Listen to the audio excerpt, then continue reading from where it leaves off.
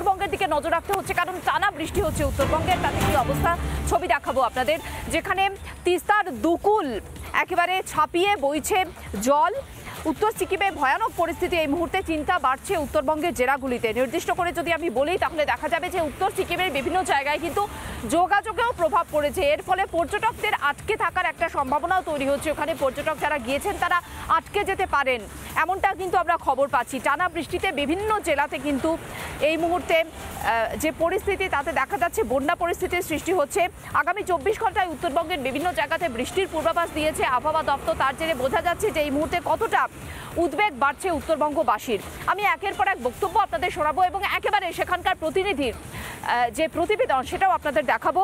সেচ দপ্তর উত্তর পূর্ব বিভাগের সুপারিনটেন্ডেন্ট ইঞ্জিনিয়ার উত্তম চৌধুরী কি বলছেন এই বিষয়ে শোনাবো, আর তার পাশাপাশি আমাদের প্রতিনিধি সুবীর একেবারে সেখানকার ছবি তুলে ধরেছেন, সেটাও দেখাবো আপনাদের।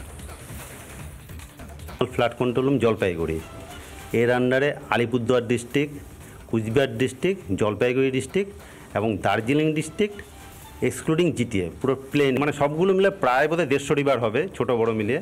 এগুলোর উপরে যে সিগন্যাল ইম্পোজ হবে জলের লেভেল যখন বাড়বে সেইভাবে করে danger level, extreme danger level সেগুলো ইম্পোজ করা। পাহাড়ে লাগাতার বৃষ্টি, যার ফলেই কিন্তু চিন্তা বাড়িয়েছে তিস্তা পাড়ের মানুষজনের।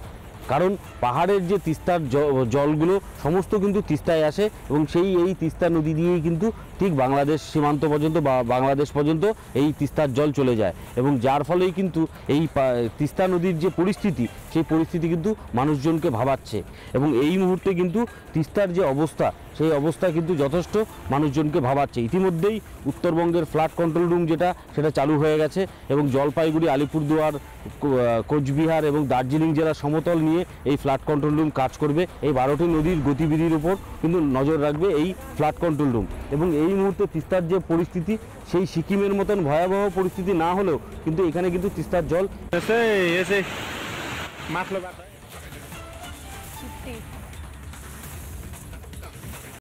নানা ধরনের কন্টেন্ট দেখার জন্য লাইক করুন, শেয়ার করুন আমাদের ফেসবুক পেজ, সাবস্ক্রাইব করুন আমাদের ইউটিউব চ্যানেল। পাশাপাশি অন্যান্য ব্রেকিং নিউজের জন্য অবশ্যই চোখ রাখুন রিপাবলিক বাংলায়।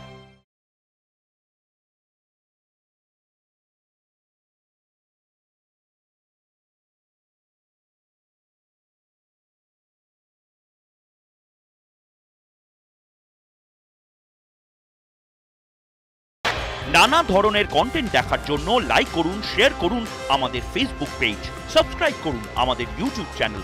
পাশাপাশি অন্যান্য ব্রেকিং নিউজের জন্য অবশ্যই চোখ রাখুন রিপাবলিক বাংলায়।